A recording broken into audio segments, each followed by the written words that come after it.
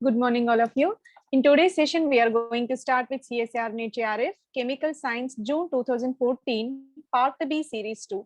Earlier, we completed Series 1 of this June 2014 Part B, where question number 21 to 31 have been completed in that session, right? So earlier we finished complete solving of question papers 2015, 2016, 2017, 18, 19, 2020 academic year question papers of both the sessions with a complete detailed explanation. All these solved question papers are available on the channel called World of Competitive Chemistry.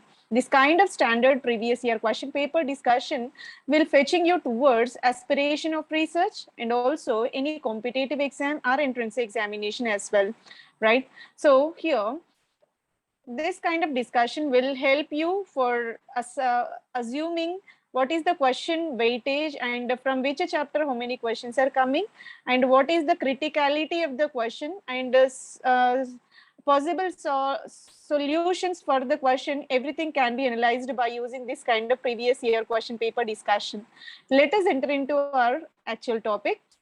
CSIR NET JRF Chemical Science, June 2014, Part B, Series 2, consisting the questions from 32 to 55. These are going to be discussed in today's session. Let us go with question number 32. The correct non-linear and isostructural pair is non-linear in the sense all the atoms are not laying in the same line, and isostructural means both are resembling with each other, both are coinciding with each other. That compounds we have to identify. Let us go with one by one. What sulfur dichloride was given? When sulfur dichloride was taken, it is a kind of bent molecule with angle of 103 and 201 picometers, right? So this is the structure of sulfur dichloride. So angular shape is there. And the second molecule is I3 minus. Okay, so it is the kind of interhalogen compound where we have triiodide, right? So when we observe its structure, it is a kind of a linear molecule with 3 iodine atoms, and the Lewis diagram is provided in this, right? So one is bent, second is linear. Can you say both are identical? No. So these two are non-isostructural. So that option number 1 will be discarded. Let us go with option number 2. When we are taking this sulfur dichloride, already we discussed what is the structure. SClCl bent molecular shape will be there. When we go with I3 positive, when I3 positive was taken, again it is a kind of bent molecule, and iodine, 3 iodine atoms are resided in a angular shape, and here is the Lewis structure. Terminal iodines are associated with 3 lone pairs, central iodine is associated with 2 lone pair, and entire complex was assigned with a positive charge. So being it is angular, it is exactly resembling with this sulfur dichloride, so that here both are non-linear and isostructural as well, right? So option number 2 is the correct answer for question number 32. Let us go on with the ClF2 minus also. ClF2 minus molecule, when considered, it is a kind of a linear molecule with the 3 lone pair of electrons. Actually, this is the trigonal bipyramidal geometry, but 3 lone pairs are residing in the equatorial position. Fluoro groups are present in the axial, so that you can say it is a linear molecule, may not be resembling with the sulfur dichloride. So that again you can't assign with option number 3. I3 positive and ClF2 minus. I3 positive, already we know it is a bent molecule. ClF2 minus is the linear molecule. Again, isostructural arrangement is not present for option number 4 even. Only the possibility will be option number 2, sulfur dichloride and I3 positive. For question number 32, option number 2 is the correct answer. Non-linear, being both are bent molecules, and isostructural, obviously, right? For question number 32, option number 2 is the correct answer. Let us move on to question number 33. Ozone present in the upper atmosphere protects people on the earth. So already we know ozone is the protective layer which is present in the stratosphere in our atmosphere, right? So here different layers will be there: troposphere, stratosphere, ionosphere, mesosphere, exosphere. So many will be there in our atmosphere, right? So in that, stratosphere is the second thin layer from the Earth's surface. In that ozone, it is an allotropic form of the oxygen, yellow color liquid present 25 kilometers away from the Earth's surface, and which is essential for protecting our Earth from hazardous toxic ultraviolet radiation. It used to capture ultraviolet radiation and forms an umbrella on the surface of the Earth, right? So this is a natural protective layer present 255 nanometers away from the Earth, and this extent of radiation can be absorbed by this ozone layer.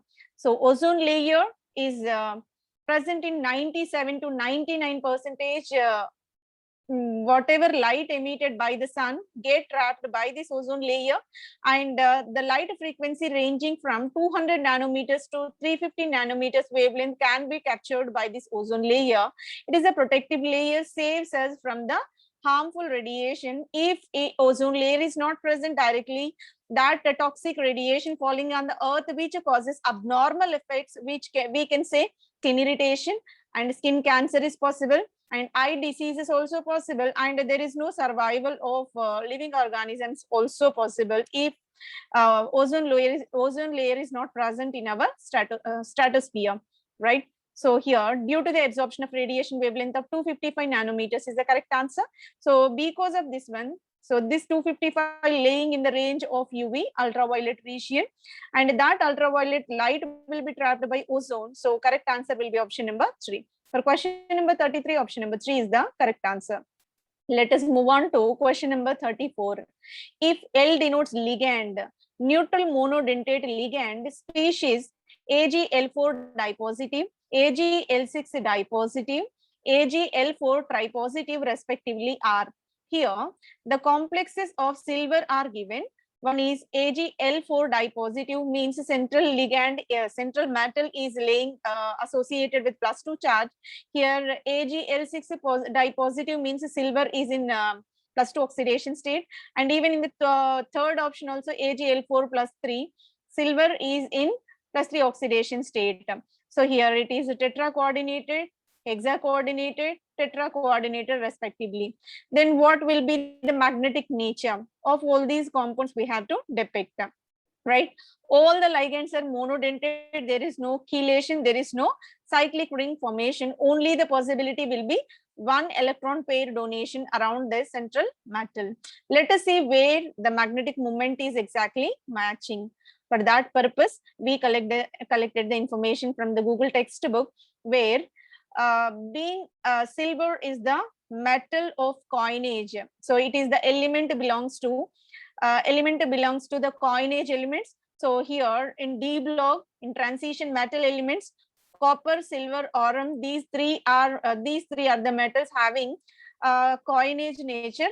So that here silver L4 dipositive, when considered, being it is the system of D9 and the S2.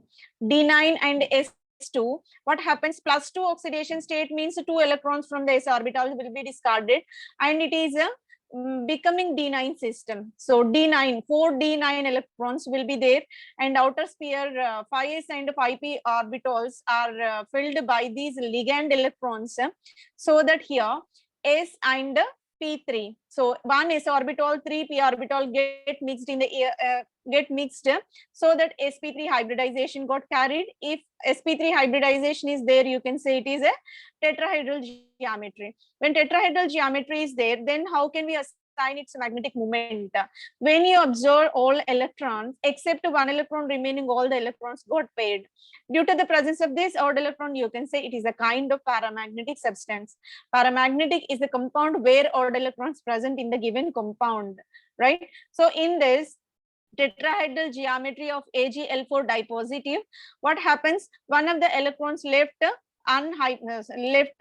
unpaired, so that you can say it is a paramagnetic. And let us go on to AgL6 dipositive. When AgL6 dipositive was taken, again it is a kind of system of D9, so that here 4D9 electrons will be there, and 6 electrons are contributing 12 electrons, so that here 2 plus 2, 4, 6, 8, 10, 12. These 12 electrons are provided by ligand itself, because it is the kind of coordinate covalent bond formation. Electron pair releasing agent is called the ligand. All the ligands are monodentate. 6 ligands, each ligand is contributing 2 electrons. You can say total 12 electrons are given, and it is a kind of sp3d2 hybridization. When the molecule participated in sp3d2 hybridization, what happens? That will be the octahedral geometry, right? So if you observe all the electrons, again you can find one add electron in this, so that it will be a kind of paramagnetic substance, right? Let us move on to third case where AgL4 plus 3 was taken. 4 plus 3 was taken. What happens when AgL4 plus 3 was taken? Here it is the kind of system. Silver outer electrons will be S2 and D9 will be there. When 3 electrons removed, 2 s electrons, 1 d electron will be removed, it will become D8 rather than D9 system. It will become D8 system. D8 in the sense 4 paired electrons will be there. And how many ligands are there? Ligands are 4. When 4 ligands are present, these 4 ligands, so when silver is having plus 3, having heavier nuclear charge, so there is a possibility of square planar geometry rather than tetrahedral geometry in this case, because size of the silver is concised now, so that it will participate selectively in a square planar complexation. So that here 4 ligands are contributing 2 electrons each. Total 8 electrons will be there. 2 electrons entered into 4d level and 2 electrons into 5s level. Remaining 2 pair of electrons will entered into 5p level. Hence, we can say the hybridization will be dsp2. It is an inner orbital hybridization, right? So d orbital is the inner orbital. So dsp2 hybridization. dsp2 hybridization corresponds to square planar geometry. If you observe all the electrons are in paired state. Hence, you can assign diamagnetic nature to this compound, so that here tetrahedral paramagnetic. First Ag plus 2 of tetrahedral is paramagnetic. Ag plus 2 of octahedral is paramagnetic. Ag plus 3 of square planar is diamagnetic in nature. That is assigned in paramagnetic, diamagnetic in the option number 1. For question number 34, option number 1 is the correct answer. This is purely based on its hybridization and subsequent geometry of the molecule. We can predict its magnetic moment. Okay, so let us move on to question number 35.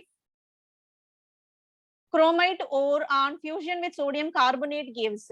Chromite is nothing but, so that is a naturally occurring iron chromium alloy compound, alloy oxide it is, which is available on the earth crust. FeCr2O4 will be there. This is called a chromite ore. And upon fusion with sodium carbonate under high excess of oxygen content, there is a formation of sodium chromite. So it converted into sodium chromite, and Fe2O3 and BCO2 will be formed. So here carbon dioxide is also evolved in this reaction, right? So in this reaction, what they are asking for? Chromite fusion with sodium carbonate, what will be the product? We are fusing with excess of sodium carbonate, because 4 moles of chromite combined with 8 moles of sodium carbonate. This is in the ratio of 1:2. So 1 mole of chromite requires 2 moles of sodium carbonate, so that here sodium chromate and ferric oxide got generated. That is given in the option number 1, right? So for question number 35, option number 1 is the correct answer. Let us move on to question number 36. The ligand that is fluxional in neta5C5H5, neta1C5H5 iron CO taken twice in the temperature of 221 to 298 Kelvin is, right? So in order to predict which is the fluxional ligand in this, here how many ligands are given? So neta5C5H5 denotes cyclopentadienyl anion contributing 5 electrons. Neta5 denotes 5 electrons contributed towards the central metal. And when we are taking neta1C5H5, here being it is C5H5 but not giving entire 5 electrons which are available on that, only 1 electron donation is possible here. So here neta1 C5H5 both are similar ligands, but extent of electron contribution is different for both the ligands, right? And two more ligands are there, carbonyl, and each carbonyl is giving 2 electrons. This is about the electron distribution around the central iron. Now when we are employing the temperature of 221 to 298 Kelvin, where the fluxional behavior will be there. First, we have to know what is meant by fluxionality. Fluxional nature is nothing but interchanging the position of ligand. Ligand position is interchanged within the molecule. That is simple rearrangement kind of reaction, that is called fluxionality, fluxional nature. If you are taking trigonal bipyramidal geometry, equatorial to axial, axial to equatorial interchange is possible. That is a simple example for fluxional nature, right? In the similar manner, in this compound also there is a fluxionality. Which ligand participate in that? Obviously neta1 C5H5 having the nature of hopping, right? Because of that nature, it will participate in the fluxional behavior. Here you can find the entire structure of the given compound iron surrounded with neta5 C5H5, neta1 C5H5. Here you can clearly see this entire 5 electron system denoted with the canonical structure, cyclic canonical structure, that is contributing towards iron. And from the second one, these pi bonds are not disturbed. Only the carbon at the terminal center is participating in the bond formation, right? So this is a neta1, and this is the circled one is a neta5 system. And more two carbonyl groups are present. One is towards the VR, another is away from the VR, right? So when we consider this neta1, being it is attached with only one single bond, there is a provision to interchange the position. It may give electrons from this carbon, otherwise this carbon, otherwise this carbon, otherwise this carbon. In this manner, it used to interchange the position of ligand because of its fluxional nature, because of its flexibility, right? So there is a possibility, because being it is a single bond, it is possible to shift the bond from one place to another very conveniently.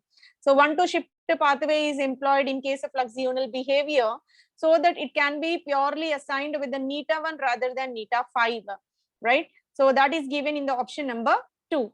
Neta1 C5H5 is giving electron, so that it will participate in the shifting of position of ligand, so that fluxional nature will be employed to this one only. For question number 36, option number B is the correct answer. Let us move on to question number 37. Again, it is a part of inorganic chemistry. Cobalt L6 plus 3 is red in color, whereas cobalt L6 prime 3 plus is green in color. L and L prime respectively corresponds to. So what is ligand L and what ligand L prime? So those two ligands to be depicted, and their colors have been mentioned in this. So based on this, so this is purely explained based on the strength of ligand. So based on the strength of ligand, their contribution, electron distribution will be varied, so that color of the compounds also vary. Let us see which compound is showing what kind of transition. When we are considering cobalt tripositive complex, this is a kind of diamagnetic, because amine ligand, being it is a strong field compared to remaining water and fluorine, all these, so that you can assign it is a low spin complex. Cobalt hexa amine complex will be the low spin, and if low spin will be there, all the electrons participate in the bonding, and you can assign no unpaired electrons, so the diamagnetic nature will be given. Diamagnetic and red color is appeared. Why it is appearing? Why it is existing in red color? Because the compound, when kept in the ultraviolet and the visible region, it able to absorb the green light.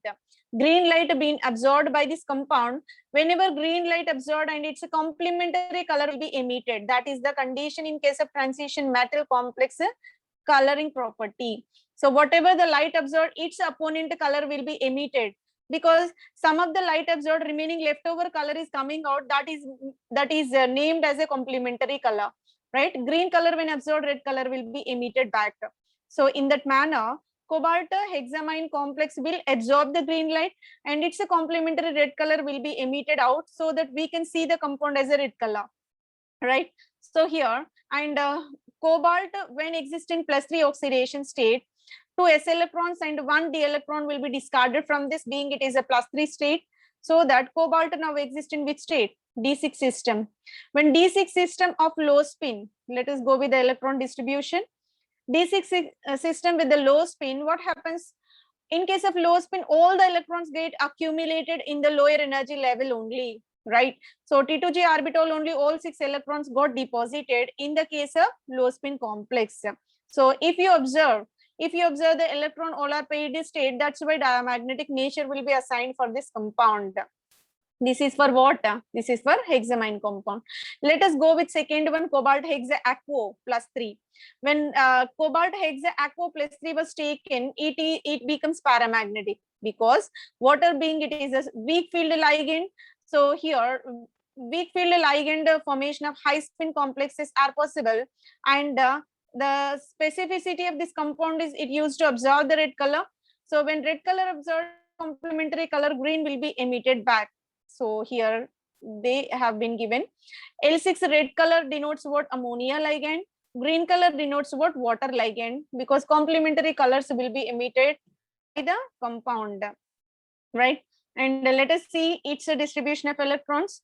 So cobalt hexa aquo complex, when considered, again it is a kind of D6 system only, but being water is a weak field ligand, the complex is said to be high spin. When high spin complex was there, electron distribution is entirely different when compared to the low spin. How it will be? So T2G orbital filled first 1, 2, 3. Now fourth electron will enter into EG orbital. In fourth electron when entered into EG orbital, fourth and fifth electron and followed by sixth electron now entered into T2G orbital, right? So in this manner, electron filling is possible in cobalt hexa aquo complex. So this is a kind of electron distribution in this compound, and T2G4 EG2 kind of system will be there, and it will become paramagnetic because unpaired electrons are available within the compound. So you can assign it is the paramagnetic compound. Now it is very clear that red color will be ammonia, green color will be water. For question number 37, option number 1 is the correct answer. Let us move on to question number 38. Oxidation of nickel and the number of metal bonds in nickel to CO taken 6 minus 2 that are consistent with the 18 electron rule. So this molecule is a dimeric form where nickel 2 CO taken 6 minus 2 was given. Already we know that carbonyl group is a neutral ligand. So no charge is assigned to the carbonyl group. Being it is a neutral ligand, only the charge of nickel purely depends upon the charge present on the complex. What is the charge in the complex? Minus 2. In order to compensate minus 2, central metal will attain plus 2. So how many are there? 2 are there. So plus 2 by 2. So each nickel is contributed by plus 1 charge, right? Each nickel is contributed by 1 charge. That is only given in the option number C. Now, second problem is how many metal bonds are there in the compound? How many nickel bonds are there? For that purpose, we have the formula.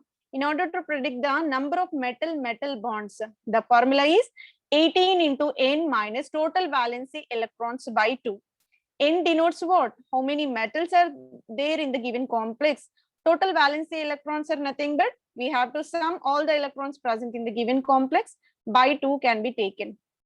So when you consider this complex nickel is the system of D8, right? And D8 plus s orbital 2 electrons, 8 plus 2 total 10 electrons contributed by nickel. How many are there nickel atoms? 2 nickel atoms are there. 10 into 2 plus then carbonyl groups. How many carbonyl? 6 carbonyl groups are there. Each carbonyl will contribute 2 electrons, 6 into 2. Then entire complex is assigned with a minus 2 charge, means more 2 electrons also associated with this. So that 2 electrons get added. So 10 into 2 plus 6 into 2 plus 2. 20 plus 32 plus 2. It will become 34. Total valency electrons of the complex will be 34. Right? 18 into n. N means what? Number of metals. Being it is a dimer, here nickel atoms are 2. 18 into 2 minus total valency electrons just calculated as 34 by 2. So here 18 into 2 will be 36. 36 minus 34 by 2. So the difference will be 2 by 2 means 1.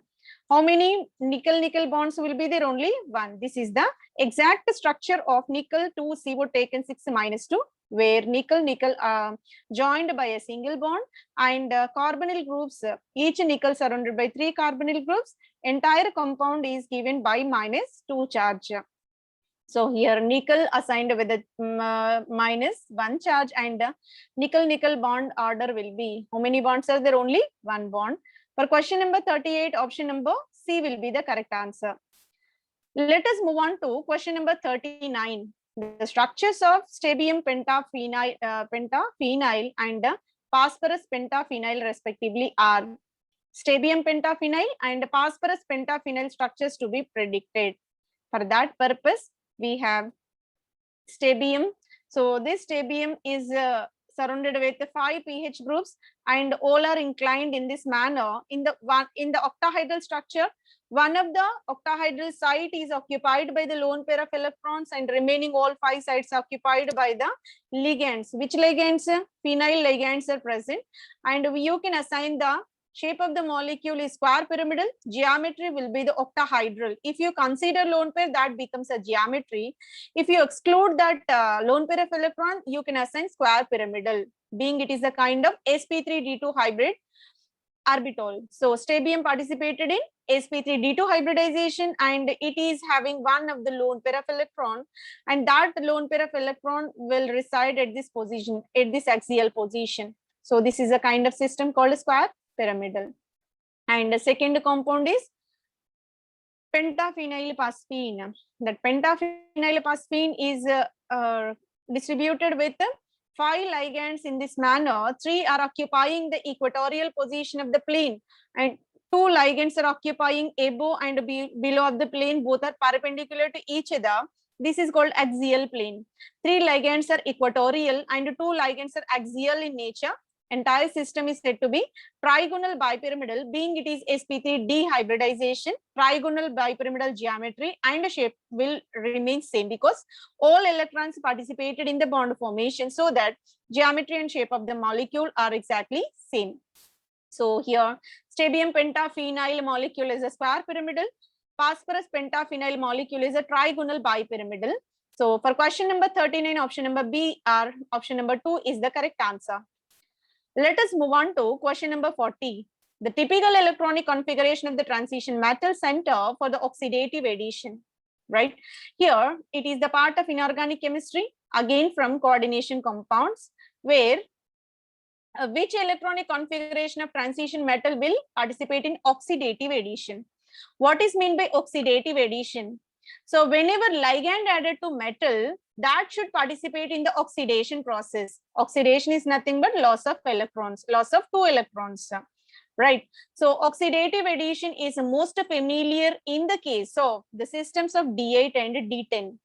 The electronic configuration pertaining D8 and D10 configuration, they will familiarly participate in this oxidative addition kind of reaction. Which system? Fe0, ruthenium 0, osmium 0, rhodium +1 charge, iridium is in +1, nickel in 0 oxidation state, palladium 0 oxidation, platinum 0 oxidation, platinum +2 oxidation.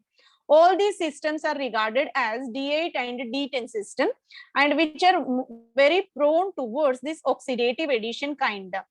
Oxidative addition is nothing but loss of 2 electrons during the addition of ligand. Here is the simplest example. I am taking iridium. That iridium chlorocarbonyl diphenylphosphine added with HCl, hydrochloric acid. What happens? Iron initially is in which oxidation state? +1 oxidation state. After the reaction with hydrochloric acid, it turned into +3 oxidation state, means loss of 2 electrons. Loss of 2 electrons is nothing but oxidative addition. And now, initially only 1 chlorine ligand is there. After the addition, it will become Cl2, COH, PPH3 taken twice. So that here, iridium is converted from +1 to +3 by oxidative addition. And this is the expansion of coordination number even. And this is a kind of system where reversibility is there, right? Reactant to product and product to reactant interconversion is possible in this reaction, right? So here D8 and D10 systems are more familiar to participate in the oxidative addition, and which metals will participate also clearly mentioned, and the typical example corresponding with the oxidative addition is also given in the problem. right? For question number 40, option number 3 is the correct answer, D8 and D10 system. So let us move on to question number 41. Gelatin is added during the polarographic measurement carried out using drop-in mercury electrode. Polarography is nothing but in polarography, microelectrode drop-in mercury electrode is most probably used.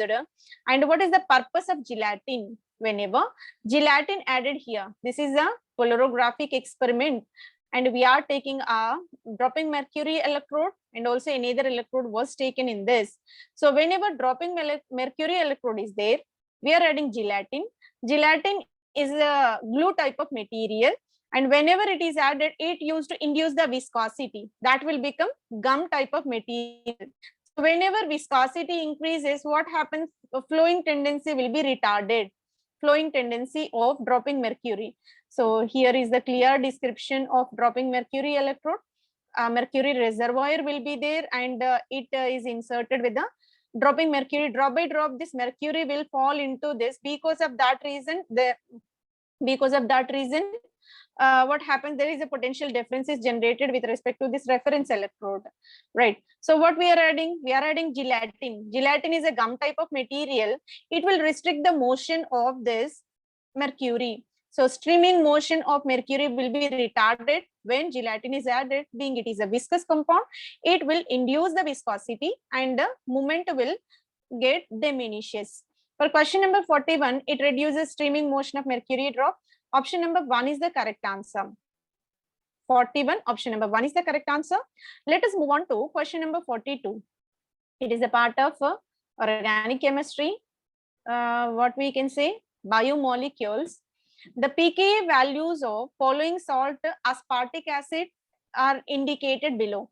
The predominant species that would exist at pH is equal to 5. Aspartic acid, amino acids, various amino acids will be there. Alpha amino acids are more important for peptide linkages, which in turn converted into proteins, right? Polypeptide linkages are called proteins. Proteins are called building blocks of living organisms. So whenever aspartic acid is considered, it is a compound of acidic. So in general, alpha amino acids are neutral because carboxylic acid, amine, both are neutralized because one acid, one base is there within the single compound, being it is amphoteric, and the charge neutralization is possible. But in case of aspartic acid, more one carboxylic acid will be there. It is a kind of acidic amino acid, right? So here dicarboxylic acid system having NH3, and we are mentioning its pKa values. pKa values are always reciprocal of its acidic strength. So if pKa mentioned as 9.9, that means extremely large. This indicates what? Acidic strength is lower for this compound. Okay, so pKa 9.9 is assigned for this NH3 positive. COOH pKa values 2. So COOH pKa value 3.9. This indicates that lower pKa, higher acidic nature. Being carboxylic acid is a organic acid, so here these are the pKa values provided for aspartic acid. And what they mentioned at pH 5, what is the condition of this molecule, in which possibility it will exist? NH3 positive COO minus COOH, or NH3 positive COO minus COO minus, or NH2 COO minus COO minus. That means all H plus ions are discarded from the system. And in case of fourth option, NH3 positive COOH COO minus will be there. Only one proton discarded. Let us see at pH 5 what is the exact structure of this aspartic acid.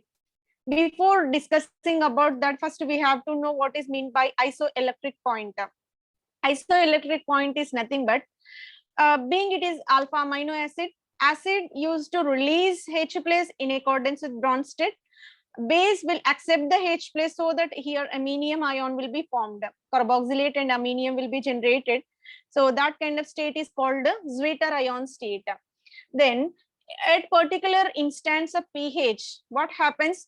So even that subjected to electrolysis, that ions will not move either towards anode or cathode and remains in the solution form without any mobility, because there is a charge compensation that is exactly existing in the Zwitter ion state, that will not moving in any direction. That is said to be a isoelectronic point.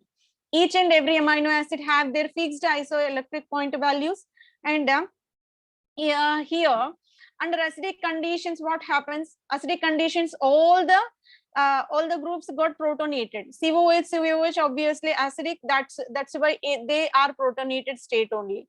It is the base. Under acidic conditions, what happens? It will accept a H plus, so that it turned into a NH3 positive. So at this turn, the pH value is 1.88 we are taking. Now we are raising the pH to 3.65, for example. Whenever this pH is raised slightly, what happens? Acidic strength is lowered. That's the reason why if acidic strength is lowered, one of the H plus ion is moving out. So because here acidic strength is got decreased, so here there is a neutralization. How it will be neutralized? Here one more excess of H plus is there. Here the carboxylic acid is there. Base acid exactly compatiated at this state. You can say it is in form. It is in neutral form. Now we are slightly rising its pH. Slightly rising its pH to 5, for example. So still rising pH. So when pH rises, so we are slowly moving from acidic to neutral, neutral to basic, right? So in that instance, what happens? All the H plus ion move from the acidic medium. So both becomes carboxylate and NH3 positive will remain. If we are moving still higher pH, what happens? This H plus also removed, but only we are mentioning pH 5 only. At that pH 5, here only 2 H plus ions removed from the system, and it turned into a dicarboxylate. It turned into a dicarboxylate. That only we require pH 5. At this pH 5 only, H plus ions from carboxylate will be discarded. If we are moving from pH 9, this hydrogen also evolved. But only pH 5 mentioned, that's why here dicarboxylate will be generated. That is given by option number 2. So question number 42, option number 2 is the correct answer. Let us move on to question number 43. Again, it is the part of organic chemistry, photochemistry question, light irradiation and the benzene ring. The major product formed in the following photochemical reaction is photochemical reaction is nothing but any kind of reaction carried under the irradiation of sunlight is called a photochemical reaction. We are taking a benzene with a tertiary butyl groups occupied at first, second, fourth position. 1, 2, 4 tri-tertiary butyl benzene. What is the IUPAC name? 1, 2, 4 tri-tertiary butyl benzene is the IUPAC name of this compound. Now it is irradiated with sunlight. Upon irradiation with sunlight, being tertiary butyl are highly sterically strained, bulky functional groups that will not impart any stability to the molecule. That's the reason why easily the entire molecule will be deformed and is turned into a bicyclic system. This is a kind of representation where Dewar representation. So it is the bicyclic cyclobutane type of rings will be there, and these tertiary butyl are occupying equatorial, axial and equatorial positions. And this will be the exact stereochemistry. Bridged carbon atoms are inclined towards the weir. Bridged carbon atom functional groups are inclined towards the weir. This is a stereochemistry where all steric repulsions got minimized, right? So this is called the Dewar benzene. So bicyclic system it is, and dying system is present. So whenever light irradiation is possible, the single ring now turned into a bicyclic system. That is exactly provided in option number 1.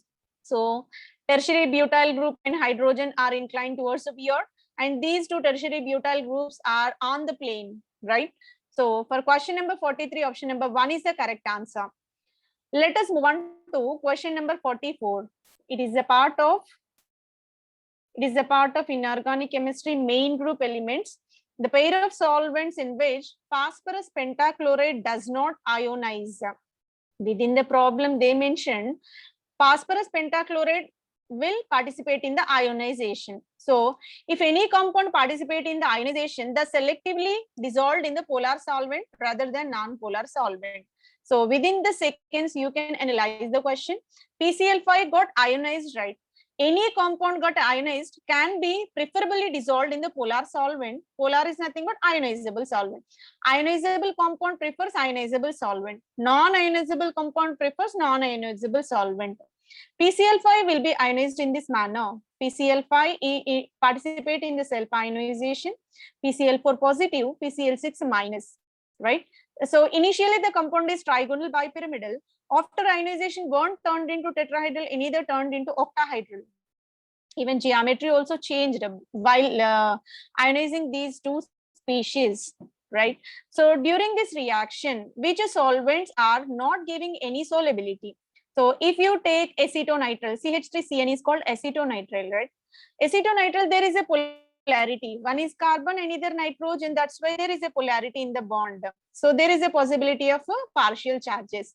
When you take CH3NO2, again there is a polarity because nitrogen, oxygen, there is a charge asymmetrical distribution, so that there is a polarity. Again, acetonitrile is there, carbon tetrachloride is there. Acetonitrile is a polar one.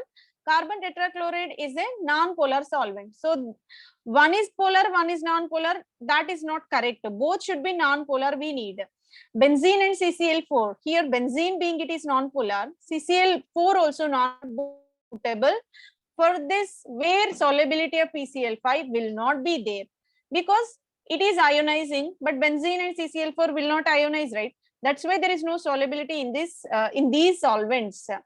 Right? When you take acetonitrile benzene, one is polar, another is non-polar. Again, this pair will not correct one. Only the possibility will be option number 3. This purely based on its polarity, right?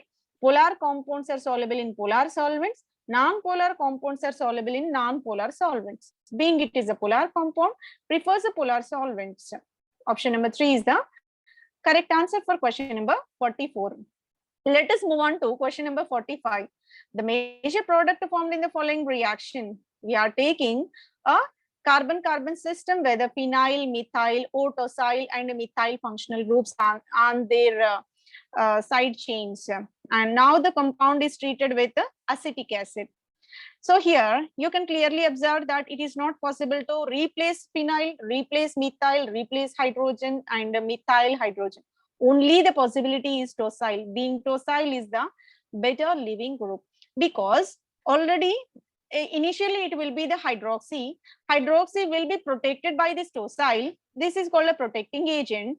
Whenever acetic acid is added, acetic acid is releasing acetyl functional group. That acetyl will replace tosyl, so that it turned into OAC. OAC nothing but O acetyl group. That O acetyl group will be generated upon treating with this acetic acid. That is given in the option number 1. Right? For question number 45, option number 1 is the correct answer. It is a part of organic chemistry. Let us move on to question number 46. The correct order of rate of electrophilic aromatic substitution in the following compounds. All are the aromatic compounds. 2 are the heterocyclics. 1 is the benzene system. And it is the part of organic chemistry and also heterocyclic chemistry. We have to compare the electrophilic aromatic substitution. Anyway, we already familiar that any aromatic compound, it is more prone to participate in electrophilic substitution rather than nucleophilic. Why?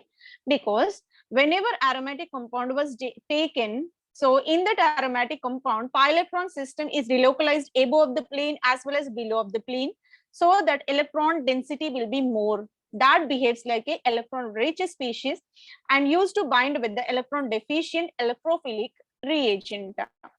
Right?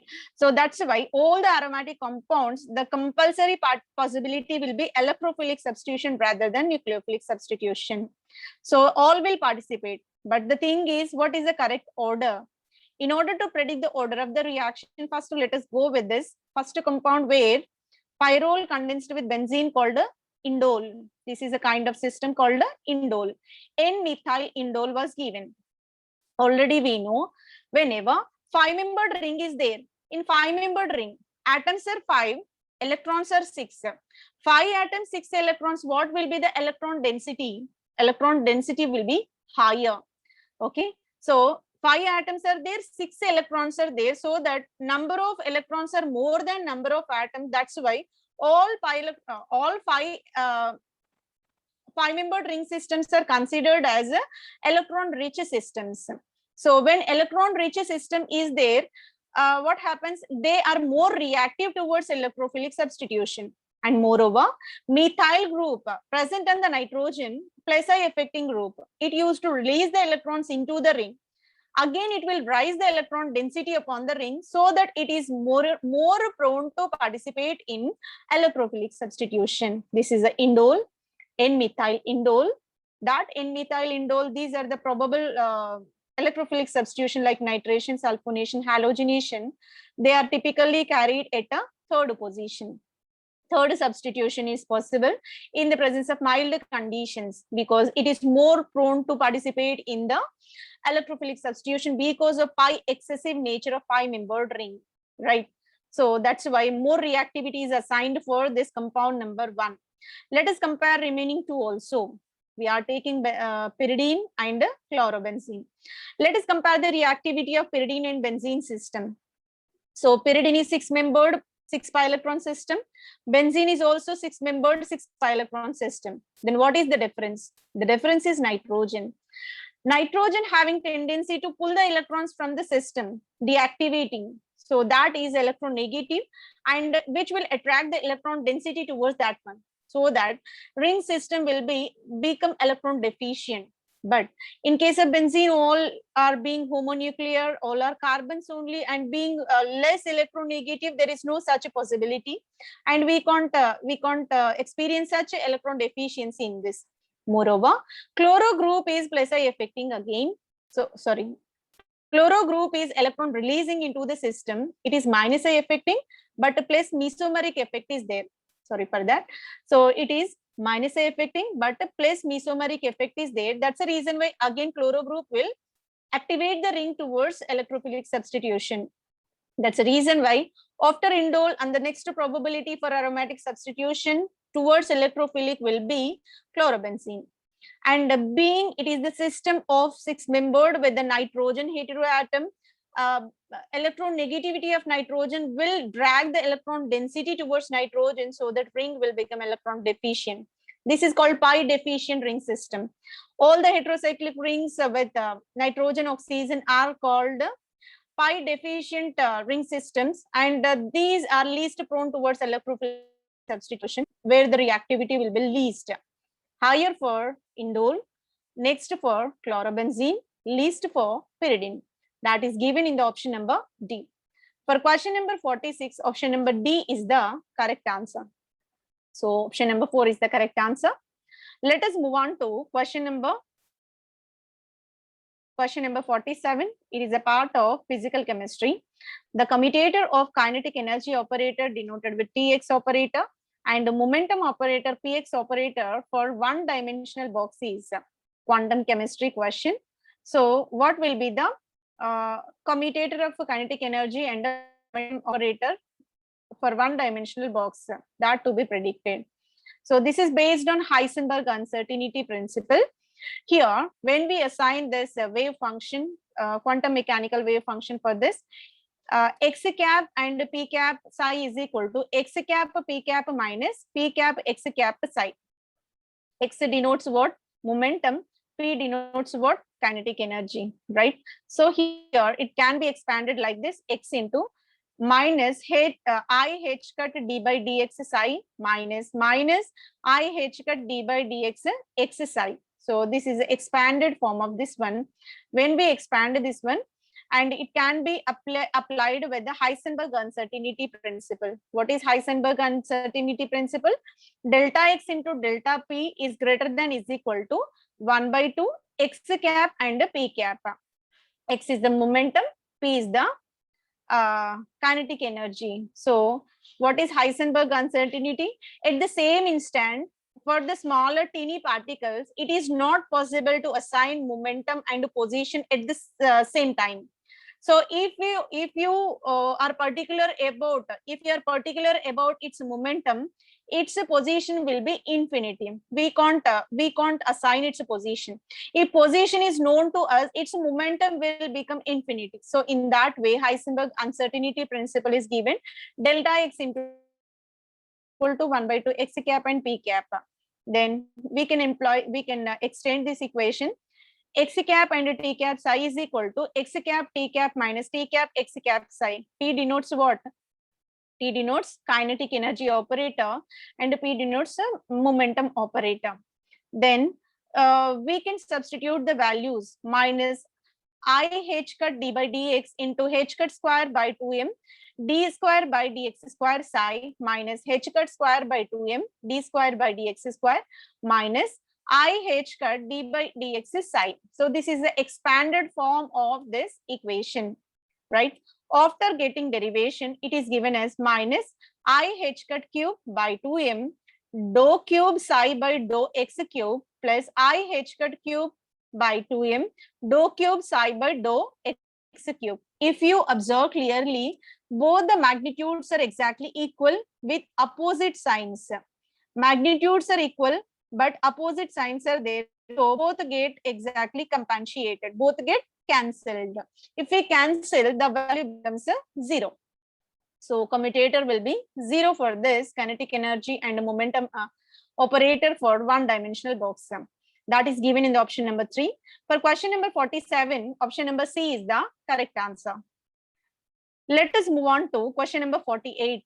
The major product formed in the reaction trans 1-bromo-3-methyl cyclobutane with the sodium iodide in dimethyl formamide solvent. DMF is it's a part of organic chemistry. Trans 1-bromo-3-methyl cyclobutane was given. This is the structure of trans 1-bromo-3-methyl cyclobutane. Upon treating with sodium iodide, being it is attached in the trans manner, trans addition is possible. So it is not the kind of addition, it is the kind of substitution reaction. And the trans substitution got carried in this. So inversion of this stereochemistry is possible, right? So methyl, already existing methyl is away from the VR. Now it will become wedge bond. And also here halogen is coming and replacing this bromo, so that here iodo substitution is possible. The stereochemistry is assigned in this manner at 1,4 positions. There is no possibility of elimination reaction, so option number 1 and 2 can be discarded. Option number C and D given with a substitution only, but the stereochemistry is different. Stereochemistry of 1,4 position should be similar. So that is given in the option number C. For question number 48, option number C is the correct answer. Let us move on to question number 49. It is a part of main group element when silicon is doped with the group 5 element, right? Semiconductors question. Silicon, germanium, both are metalloid systems. So these are having tendency to pass the current.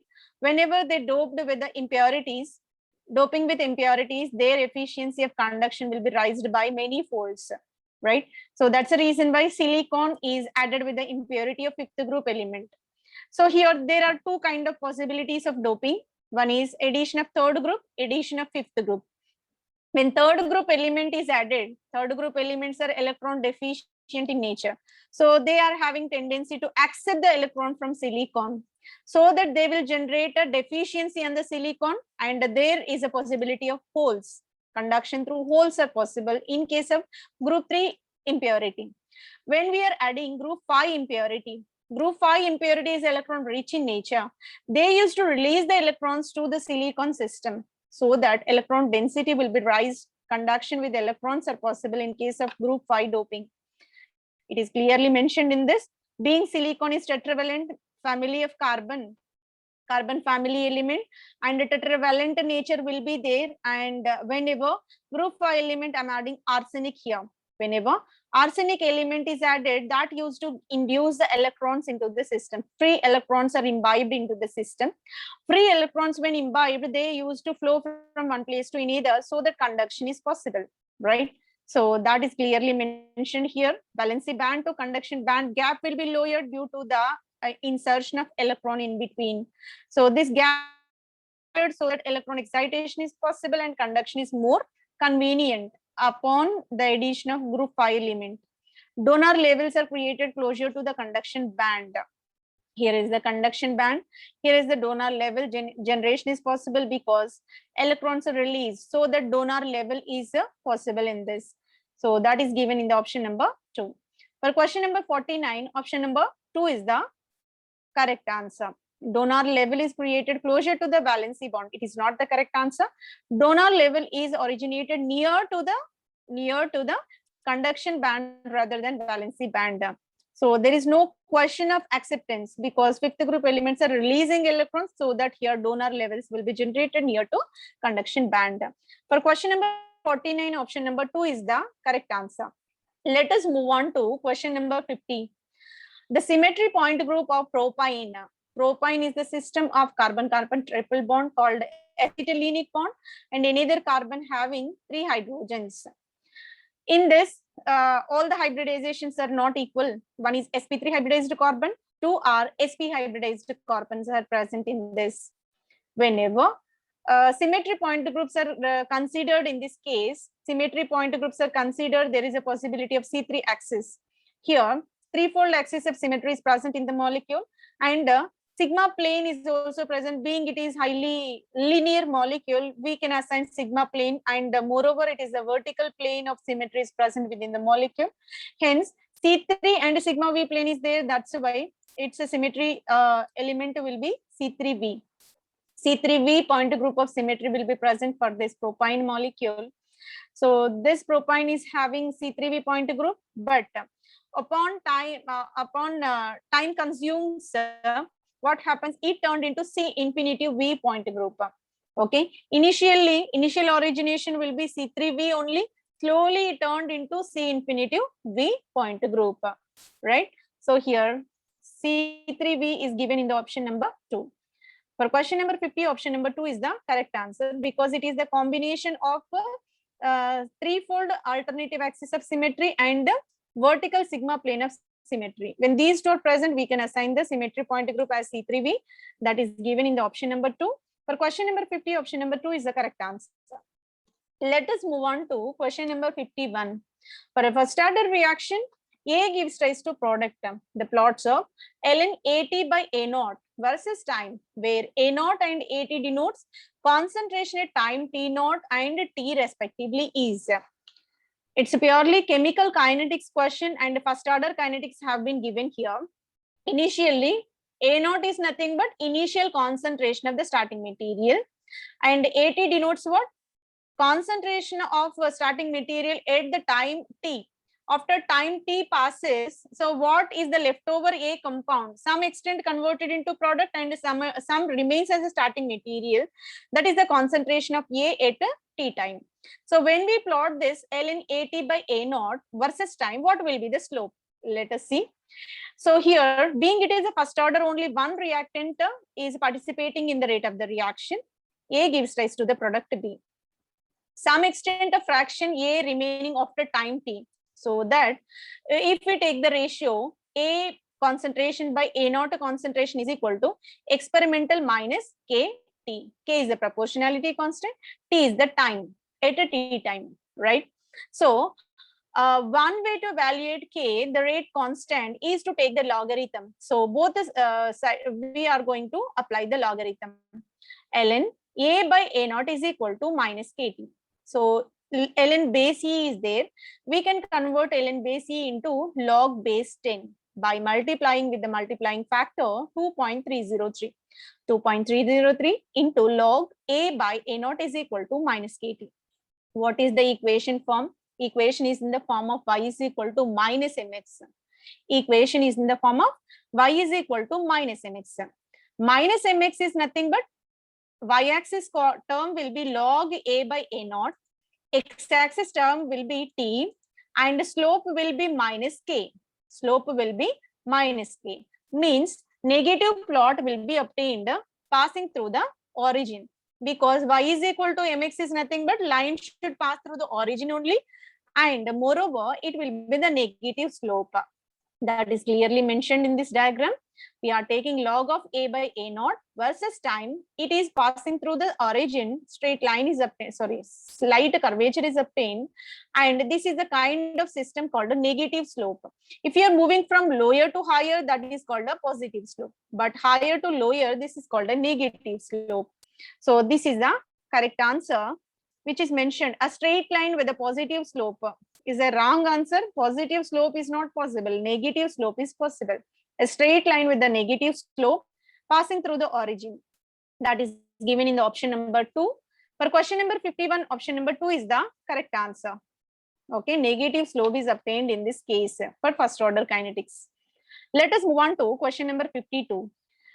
In radical chain polymerization, the quantity given by rate of monomer depletion divided by rate of propagating radical formation called, right? It is the question from polymer chemistry. So here, quantity given by rate of monomer depletion by rate of propagating radical. This ratio is called the kinetic chain length. Kinetic chain length is denoted with nu bar. So nu bar is nothing but it is the ratio of monomers added in the reaction per a second by chain formed per a second. How extent rate is chain is propagating in a second. That ratio is known as kinetic chain length. Nothing but how many monomers get added. Nothing but how many monomers get participated in the polymerization process by what is the chain length per a second. So that is given in the option number A, right? So kinetic chain length denoted with nu bar. For question number 52, option number 1 is the correct answer. Let us move on to question number 53. Number of rotational symmetry axis for triclinic crystalline system. This is purely based on Bravais lattice, where 14 Bravais lattice systems will be there. 7 lattice structures will be there. From the triclinic is one of the crystalline system. And the condition for triclinic system is, this is a triclinic form. All the angles x, y, z coordinate will be unequal. It is a highly unsymmetrical crystalline crystalline arrangement in the solid form, right? 3 axes are unequal in the length and non-perpendicular to one with another. So all are non-perpendicular or are unequal lengths with respect to each other. Triclinic crystal is a unique, either no symmetry element present in that, no symmetry element because it is highly unsymmetrical molecule, and except center of symmetry, nothing else is provided in this. Mineral crystallizes in the system have symmetry lower than each of the 6 other. So already we know 7 Bravais lattice systems will be there. Among 7, this is the lowest symmetric triclinic, right? So that's the reason why no mirror plane, no axis of symmetry, alternative axis of symmetry will not be there. Only the possibility is center of symmetry. And the condition is for this triclinic Bravais lattice, the conditions are the length A1, A2, A3. So the length between x-axis, y-axis, z-axis will be unequal. And when we go with the angle between two adjacent bonds, alpha not is equal to beta not is equal to gamma not is equal to 90. So bond lengths are not equal, angles also not equal, then the system is highly unsymmetrical. That is said to be a triclinic one. And the remaining Bravais lattice also mentioned. So all 7 Bravais lattice and their corresponding parameters also mentioned in this. Only the requirement is triclinic, where entire asymmetry is given to this one. Being it is highly unsymmetrical, rotational symmetry. How can we assign rotational symmetry? Symmetry operation will not be possible, and rotational symmetry axis will be 0. For question number 53, option number D will be the correct answer. Option number 4 will be the correct answer. Let us move on to next question. Next question 54. Generally, hydrophobic colloids are fluctuated efficiently by the ions of opposite type and high charge number. It is consistent with the, right? So this is a part of question from colloids and surface chemistry. And there are 2 probable classifications of colloids based on the affinity between dispersion phase and dispersion medium, right? So if dispersion phase and medium having higher affinity, that is called hydrophilic in nature. So that is readily mixed with water. When it is added to water, there is no probability to mix with water. That is called hydrophobic in nature. When we are adding ferric oxide to water, so ferric oxide to water, what happens? Initially extent of solubility is least. When gold added to water, it is not soluble, it is not miscible with water. All these are considered as hydrophobic in nature. So in that case, another impurity will be added called coagulating agent or fluctuating agent, which used to enhance the solubility of dispersion phase in the dispersion medium, right? So that purely depends upon the charge. Higher the charge, greater the extent of its power of coagulation, right? If you are taking Na plus and aluminium plus 3, Na plus is unipositive, aluminium plus 3 is a tripositive, so that the efficiency of coagulation of aluminium will be greater when compared to sodium. If you go with negatively charged ions like OH minus and SO4 minus 2, OH minus is uninegative, SO4 minus 2 will be dinegative, means negative charge is more in SO4 minus 2, so that SO4 minus 2 is a powerful coagulating agent when compared to Cl minus. That assumption is given by the scientist called Hardy-Schule. Hence, this is known as Hardy-Schule principle. That is purely for measuring hydrophilic colloid fluctuation power. So here, Hardy-Schule rule states that effective ions of electrolyte bringing about the coagulation of those opposite charges. So if we are taking the colloid of positive charge, the coagulating agent should be added with the negatively charged one, right? So that is the condition one. And the second is, whatever impurity we are adding, whatever coagulating agent we are adding, that should contain higher power. Means, so here plus 3 charge is more powerful coagulating agent when compared to plus 1 charge. So if you are taking magnesium plus 2 and aluminium plus 3, obviously aluminium plus 3 will be the higher efficient in the coagulation, because of this Hardy-Schule law states that higher the valency, higher will be the coagulation power. These two are the important protocols in order to assign stability to leophobic colloids. In general, leophobic colloids are water insoluble. In the presence of these coagulating agents, they get mixed and they are used to form a stable layer. Electrical double layer will be originated. That is purely based on Hardy-Schule rule. For question number 54, option number 3 is the correct answer. Let us move on to question number 55, last question of the series. Examine the following first order consecutive reactions. The rate constant for each step is given by arrow mark. So here P to Q, Q to R. So here P, Q, R, these are the series of consecutive reactions. In order to convert P to Q, rate of the reaction will be 10 to the power 5. Q to R, rate of the reaction will be 10 to the power 8. So this is the condition 1. In condition 2, P to Q, rate of the reaction 10 to the power 5 and Q to R 10 to the power 3. What happened? Initial rate to final rate, it got decreased, it got lowered. Let us move on to option C. P to Q 10 to the power 7, Q to R 10 to the power 7. Means both the rate of the reactions are exactly equal. Then P to Q 10 to the power 2, Q to R 10 to the power 6. Means rate of the reaction will be raised from first to second case. Then steady state approximation can be applied. Whenever steady state approximation is applied, initial to final rate of the reaction will be slightly lowered. There is a sharp rise in the rate of the reaction from step 1 to step 2. That is known as a steady state approximation. That is purely observed in option number A and D only, because B lowered, C constant, A higher, increased, even in D also increased. Steady state approximation is applied to consecutive reaction. Slow step and fast step will be lower when compared to fast step. So that the fast step reactivity will be higher when compared to slow step. So that is given in the option number 1 and 4. So option number A and D are available in option number 4. For question number 55, option number 4 is the correct answer. By this, entire series B of CSIR NET JRF Chemical Science June 2014 part B series 2 Questions consisting from 32 to 55 have been completed. Hope this session will be helpful for your preparation. Thank you very much for your consistent listening. Thank you one and all.